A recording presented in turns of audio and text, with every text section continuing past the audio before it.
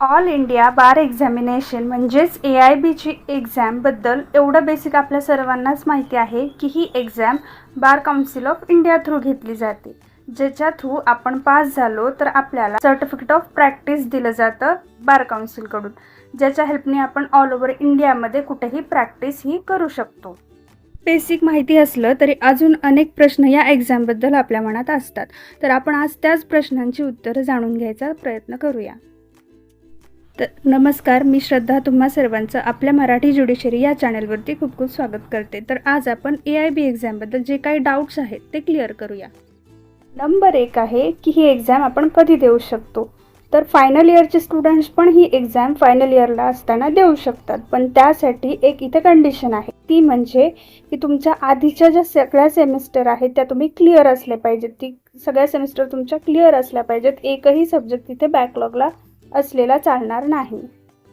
मग आता ज्यांचा सब्जेक्ट बॅकलॉगला आहे किंवा एखाद्या सेमिस्टरमध्ये ते गणले, तर अशांनी काय करायचं, तर अशांनी फायनल एक्झाम क्लिअर झाल्यानंतर जेव्हा आपण प्रोव्हिजनल रजिस्ट्रेशनसाठी फॉर्म वगैरे भरतो किंवा अप्लाय करतो, तर त्या पिरियडमध्ये आपण ही एक्झाम देऊ शकतो. म्हणजे आपण फायनल इयर क्लिअर झाल्यानंतर ही एक्झाम देऊ शकतो.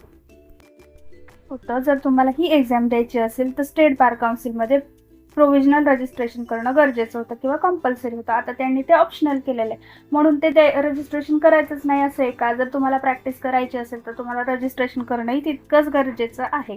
आणि मग रजिस्ट्रेशन ऑप्शनल आहे म्हणून ह्या एक्झामचं इम्पॉर्टन्स कमी होतं का? तर अजिबात नाही. जर तुम्हाला सर्टिफिकेट ऑफ प्रॅक्टिस हवं असेल तर ही एक्झाम देणंही गरजेचं आहे. रजिस्ट्रेशन जर तुम्ही फॉर्म भरत असाल तर तिथे तुम्हाला एक अंडरटेकिंग द्यावं लागतं. नंबर 2 आहे की या एक्झामसाठी एज लिमिट किती असतं. तर इथे कोणतंही आपल्याला एज लिमिट देण्यात आलेलं नाही आहे, ना मिनिमम ना मॅक्झिमम. पण जर आपल्याला JMFC सारख्या कॉम्पिटेटिव्ह एक्झामिनेशन्स द्यायच्या असतील तर आजकाल प्रत्येक एक्झाममध्ये आपल्याला सर्टिफिकेट ऑफ प्रॅक्टिस हे द्यावंच लागतं, आणि त्यासाठी आपल्याला ही एक्झाम लवकरात लवकर जेवढं आपण क्लिअर होऊ तेवढं उपयोगाचं ठरतं, फायदेशीर ठरतं.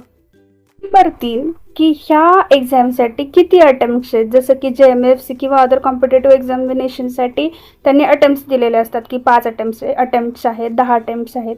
तसं याच्यासाठी काही आहे का? तर या एक्झामसाठी कोणताही अटेम्प्ट्सला लिमिटेशन ठेवलेलं नाही आहे, कारण काही झालं तरी आपल्याला ही एक्झाम क्लिअरच करायची आहे, म्हणून त्यांनी जेवढं सोयीस्कर आपल्याला ठेवता येईल तेवढं ठेवलेलं आहे. एज लिमिटही दिलेलं नाही आहे, अटेम्प्ट्सलाही लिमिटेशन नाही आहे, प्लस ही ओपन बुक टेस्ट आहे. अजून काय पाहिजे ना आपल्याला? त्यात फक्त एकच आहे की आपण अभ्यास करणं, आणि ते कसं करायचं हे आपल्या बाकीच्या व्हिडिओजमध्ये सांगितलेलंच आहे. तर आपल्या चॅनलला नक्की व्हिजिट करा आणि बाकी सगळे असेच इन्फॉर्मेटिव्ह व्हिडिओज आहेत तेही नक्की पहा. नंबर 4 ही एक्झाम किती वेळा होते. तर ही एक्झाम 2026च्या आधी वर्षातून एकदाच व्हायची, म्हणजे जेवढे काही फायनल इयरचे स्टुडंट्स पास होत होते ते बरोबर ती एक्झाम देत होते फायनल इयर क्लिअर झाल्यानंतर. आणि मग त्याच्यानंतर जर ते फेल झाले तर त्यानंतर पुन्हा त्यांना 1 वर्षासाठी वेट करायला लागायचं. पण आता 2026 नंतर त्यांनी काय केलेलं आहे की वर्षातून 2दा एक्झाम्स घेतल्या जातात, जसे की आपल्या आत्ताच एक रिसेंटली झालेली आहे आणि दुसरी माझ्या अंदाजाने डिसेंबरपर्यंत नोटिफिकेशन आपल्याला मिळून जाईल. 5 आहे ही एक्झाम मराठीमध्ये देता येते का. हा डाऊट आपल्यापैकी प्रत्येकाच्या मनात येतोच. तर याचा आन्सर आहे की 100% आपण ही एक्झाम मराठीमध्ये देऊ शकतो. म्हणजे ज्याला कुणाला असं वाटतंय की आपल्याला ही एक्झाम मराठीमध्ये द्यायची आहे त्यांनी फॉर्म भरताना मात्र तसं स्पेसिफिकली मराठी लँग्वेज सिलेक्ट करणं गरजेचं आहे. आणि नुसती मराठीमध्येच नाही तर आपल्याला ऑल इंडिया बार एक्झामिनेशन असल्यामुळे बार काउन्सिल थ्रू जेवढ्या काही 23 प्रादेशिक भाषा आहेत त्यामध्ये सुद्धा ही आपण एक्झामिनेशन देऊ शकतो. नंबर 6 जर आपण मराठी लँग्वेज सिलेक्ट केली तर पेपर मात्र मराठीतच येणार का, फक्त मराठीमध्येच येणार का? तर असं अजिबात नाही आहे. जर आपण मराठी किंवा इतर कोणतीही लँग्वेज सिलेक्ट केली तरी तुम्हाला सेम क्वेश्चन इंग्लिशमध्येही दिला जाणार आणि तुम्ही जी लँग्वेज सिलेक्ट केलेली आहे त्या लँग्वेजमध्येही दिला जाणार. म्हणजे क्वेश्चन पेपरमध्ये दोन्हीही लँग्वेजमध्ये क्वेश्चन्स हे असणारच आहेत. इंग्लिश हे कंपल्सरी, तुम्ही कोणतीही लँग्वेज सिलेक्ट करा, इंग्लिशमध्ये क्वेश्चन्स हे असतातच असतात. आणि तसं बघायला गेलं तर मला हे अगदी योग्य वाटतं की आपण महाराष्ट्रीयन विद्यार्थ्यांनी मराठी लँग्वेज सिलेक्ट करणं जास्त फायद्याचं आहे.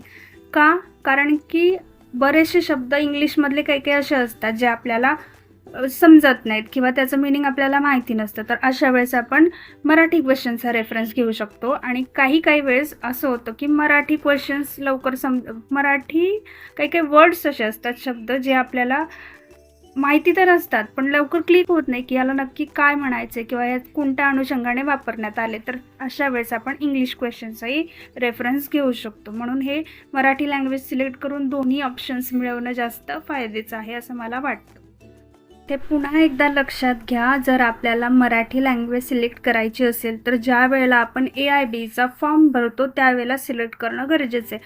कारण एकदा ती सिलेक्ट झाली आणि आपण फॉर्म सबमिट केला तर त्यानंतर पुन्हा आपल्याला त्यामध्ये चेंजेस करता येत नाहीत. त्यामुळे फॉर्म फिलअप करताना खूप काळजी घेणं गरजेचं आहे.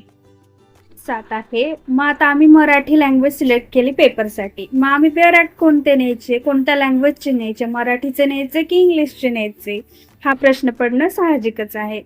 तर अशा वेळेस आपण इंग्लिशमधलेही बेअर ॲक्ट्स घेऊन जाऊ शकतो आणि त्याचबरोबर मराठीतले पण बेअर ॲक्ट्स घेऊन जाऊ शकतो.